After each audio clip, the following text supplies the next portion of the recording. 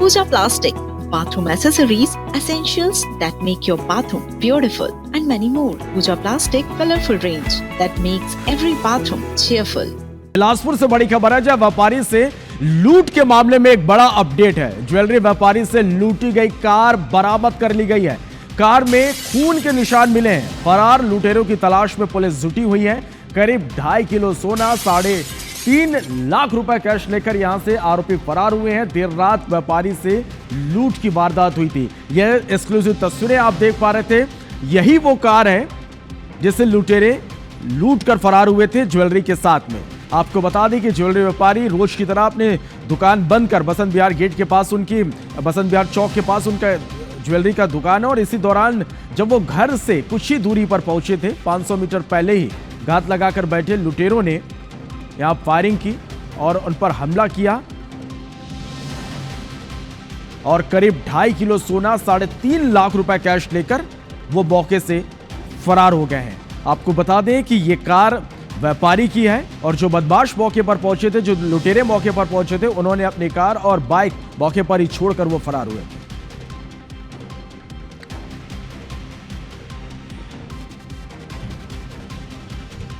तो आप देखिए किस तरह से सनसनीखेज वारदात सामने आई बिलासपुर में, जहां पर एक ज्वेलरी कारोबारी के साथ यहां पर लूट की वारदात को अंजाम दिया गया। कट्टे की नोक पर इस लूट की वारदात को अंजाम दिया गया। व्यापारी रोज की तरह अपने दुकान बंद कर घर पहुंचने वाले थे।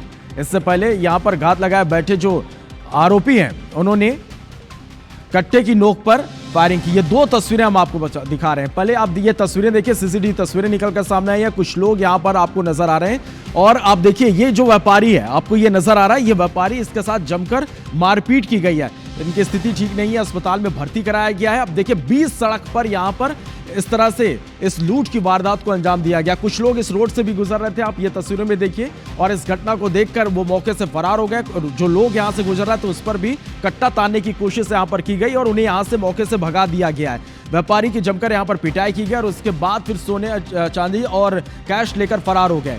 व्यापारी की कार लेकर ये फरार हुए थे और ये कार आप देखिए, इसे बरामद कर लिया गया। इसमें खून के छींटे भी आपको नजर आ रहे हैं। ये तस्वीरें आप देखिए, खून के छींटे भी नजर आ रहे हैं। दरअसल इसी कार के पास व्यापारी के साथ यहां पर मारपीट की गई थी।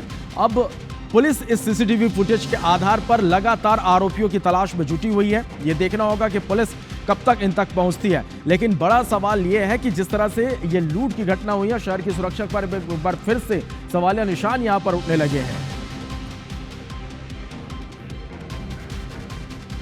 तो 2.5-3 लाख कैश लेकर जो लुटेरे हैं वो मौके से फरार हुए। जितेंद्र थवाइत हमारे संवाददाता ज्यादा जानकारी के साथ लाइव जुड़ गए, सीधा उनका रुख कर लेते हैं। जितेंद्र, हम आपके पीछे देख पा रहे हैं, शायद ये वही कार है जो लुटेरे लूट कर फरार हुए थे। कहां से इसको बरामद किया गया है और आरोपियों के बारे में अब तक क्या जानकारी मिल पाई है? देखिए श्रवण, कल जिस तरह से सनसनीखेज वारदात हुई थी, उसके बाद जो लुटेरे हैं वो ज्वेलरी व्यापारी का कार और कार में रखा जो सोने चांदी से भरा बैग था वो लूट कर फरार हो गए थे। और इसके बाद से पुलिस लगातार नाकेबंदी कर आरोपियों की पतासाजी कर रही थी।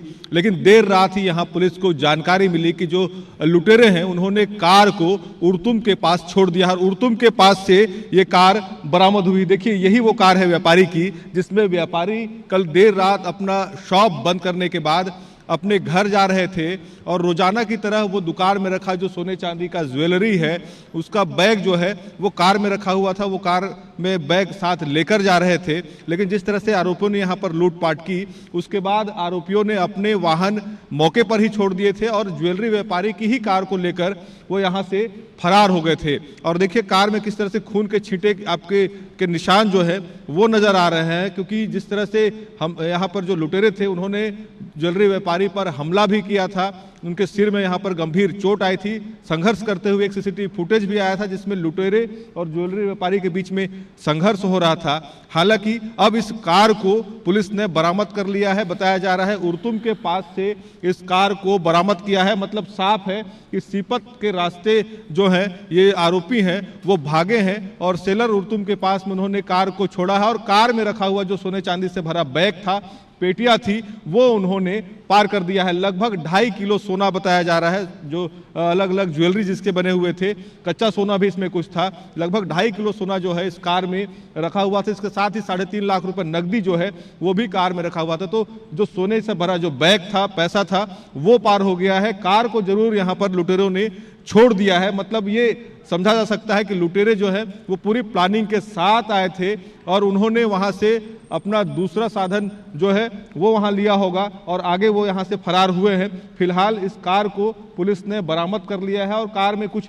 अंदर में खाली पेटियां, खाली डब्बे जो है वो भी यहाँ पर रखे हुए नजर आ रहे हैं। मतलब ये साफ है कि कार में रखा जितना भी ज्वेलरी था वो यहाँ पर लुटेरों ने पार कर दिया है। हालांकि पुलिस पूरी रात यहां पर तफ्तीश कर रही थी और तफ्तीश में कई सीसीटीवी फुटेज और भी सामने आए हैं, जिसमें ज्वेलरी दुकान में देर शाम जब व्यापारी अपने दुकान से निकल रहे थे उस समय भी कई संदिग्ध गाड़ियां, कई संदिग्ध लोग जो है ज्वेलरी दुकान के आसपास नजर आए हैं। लिहाजा पुलिस अलग अलग सीसीटीवी फुटेज खंगाल रही है ताकि जो लुटेरे हैं उनकी पहचान की जा सके। और एक बड़ी जानकारी और सामने आई है, जिस गाड़ियों का यहाँ पर लुटेरों ने उपयोग किया था, जो वैन और जो बाइक का यहाँ पर लुटेरों ने उपयोग किया था, बताया जा रहा है इनमें जो नंबर प्लेट लगे हुए हैं वो फर्जी नंबर प्लेट है। मतलब साफ है कि प्लानिंग के साथ इन्होंने गाड़ी हायर की और फर्जी नंबर उसमें प्लेट लगाया और उसके बाद उसी गाड़ी का इस वारदात में उन्होंने उपयोग किया है। जिसके बाद जो